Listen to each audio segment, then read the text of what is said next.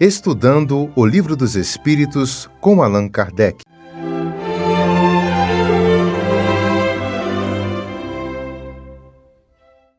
Hoje nós vamos falar sobre a pergunta número 44 do Livro dos Espíritos. Allan Kardec perguntou aos espíritos: de onde vieram para a Terra os seres vivos? E os espíritos responderam: a Terra lhes continha os germes, que aguardavam um momento favorável para se desenvolverem. Os princípios orgânicos se congregaram desde que cessou a atuação da força que os mantinha afastados, e formaram os germes de todos os seres vivos. Estes germes permaneceram em estado latente de inércia, como a crisálida e as sementes das plantas, até o momento propício do surto de cada espécie. Os seres de cada uma destas se reuniram então e se multiplicaram. André Luiz, no livro Evolução em Dois Mundos, nos fala sobre aquele momento inicial da vida na Terra, quando a Terra já estava resfriada o suficiente para dar este início. E ele nos diz o seguinte: a imensa fornalha atômica estava habilitada a receber as sementes da vida, e sob o impulso dos gênios construtores que operavam no orbe nasciturno, vemos o seio da Terra recoberto de mares mornos, invadido por gigantesca massa viscosa a espraiar-se no colo da paisagem primitiva. Dessa geleia cósmica verte o princípio inteligente em suas primeiras manifestações. Trabalhadas no transcurso de milênios pelos operários espirituais que lhes magnetizam os valores, permutando-os entre si sob a ação do calor interno e do frio exterior, as mônadas celestes exprimem-se no mundo através da rede filamentosa do protoplasma, de que se lhes deriva a existência organizada no globo constituído. Séculos de atividade silenciosa perspassam sucessivos.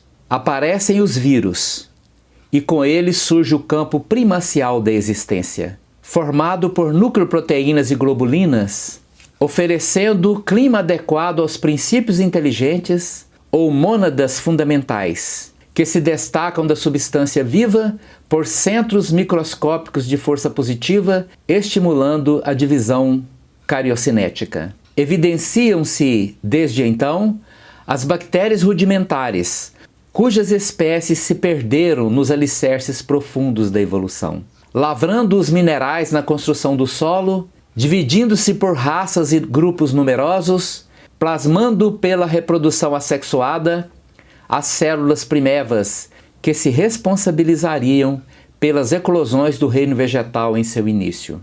Milênios e milênios chegam e passam. A vida na Terra ou em qualquer planeta, ela não surgiu por acaso. Ela faz parte de um planejamento, um plano de Deus. Deus para nós é a inteligência suprema, a causa primária de todas as coisas. E tudo obedece a um plano. A Terra foi construída de acordo com um plano divino para sustentar a vida aqui. No universo existem bilhões de galáxias. Em cada uma dessas galáxias existem milhões de sóis. E entre esses milhões de sóis, outros tantos milhões de planetas gravitam, e muitos deles estão destinados à vida como nós conhecemos, à vida orgânica como nós conhecemos. E a ciência é a via de entendimento para o surgimento desta vida. Aos poucos nós vamos desvendando este mistério, porque o mistério é apenas a nossa falta de conhecimento.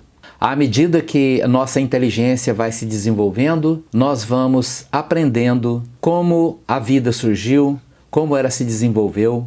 E estes dados que foram informados pelos Espíritos no Livro dos Espíritos e por André Luiz no livro Evolução em Dois Mundos, psicografado por Francisco Cândido Xavier, nos evidencia um ponto de conexão entre a afirmação dos Espíritos e o que a ciência determina. Mas a vida é um patrimônio do princípio inteligente. Em muitos vídeos anteriores nós evidenciamos que Deus criou o princípio inteligente e criou o princípio material. Este princípio inteligente tornou a matéria inteligente. E a partir daí surgiu o fluido cósmico universal, que é a base de tudo que existe. Mas esse princípio inteligente também é o portador da vida. E ele agiu sobre a matéria para gerar vida a partir da matéria. Nosso corpo é um ser vivo constituído de elementos materiais. Mas essa vida não existe no conteúdo material. Meu corpo se nutre da vida do meu espírito, que evoluiu a partir do princípio inteligente, tornando-se espírito a partir do momento em que adquiriu consciência e individualidade. A vida na Terra surgiu obedecendo um plano e evoluiu a partir dos elementos minerais que constituíam o globo terrestre naquele momento. Até que estes elementos minerais evoluíssem a ponto de gerar um protótipo de vida, que não poderia ser num primeiro momento considerado uma vida, porque não podia se reproduzir por si mesmo. Este elemento primordial é o vírus. A partir daí, este próprio vírus evoluiu até tornar-se uma bactéria. Logicamente, as bactérias mais primitivas. E a partir desta eclosão evolutiva, surgiram todas as demais formas de vida que compõem o nosso globo. Tudo obedecendo um projeto de Deus. Por isso, nós espíritas somos criacionistas, porque temos a convicção plena de que tudo obedeceu um plano. O plano da inteligência suprema, a causa primária de todas as coisas, que nós chamamos de Deus. Mas ao mesmo tempo somos evolucionistas, porque acreditamos que a inteligência suprema, a causa primária de todas as coisas, criou todas as coisas para evoluir.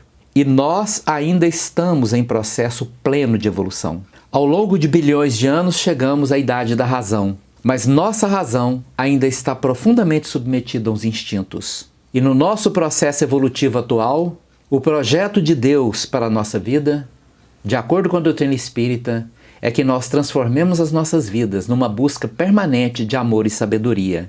Porque o amor e a sabedoria superam o instinto. E quando nós tivermos subjugado completamente o instinto dentro de nós, ao poder de uma razão clara e plena, todos os males humanos desaparecem. Porque todos os males humanos, o orgulho, a vaidade, o egoísmo, a maldade, a violência, ainda são resquícios de nossa herança instintiva, dentro de um processo evolutivo. Muito obrigado pela sua atenção. Se você gostou do nosso vídeo de hoje, deixa aí o seu like, inscreva-se no nosso canal e compartilhe com os amigos. Muito obrigado.